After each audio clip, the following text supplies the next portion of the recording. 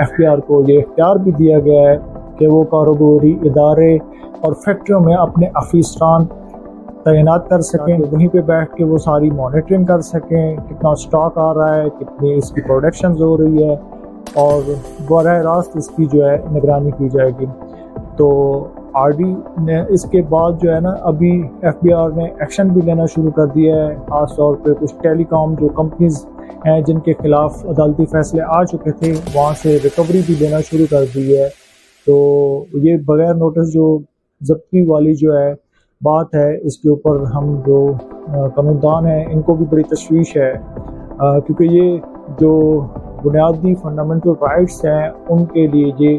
خطرناک قرار دیا ہے، اور یہ جو اختیارات ہیں قانون کی حکمرانی اور شفافیت سے ٹکرا سکتے ہیں۔ تو اسلام آباد کے جو پرانے فیصلوں تھے اس کے جو کیسز ہیں ان کے بہت ساری چیزوں میں کہا گیا تھا، جیسے ایک LNG کیس تھا جس میں عدالت نے یہ کہا تھا کہ سخت ریکوری کے تحت جو ہے نا سیکشن 138 کا پہلے 7 دن کا نوٹس دینا بڑا ضروری ہے، تاکہ ٹیکس دہندگان جو ہیں وہ اپنی صفائی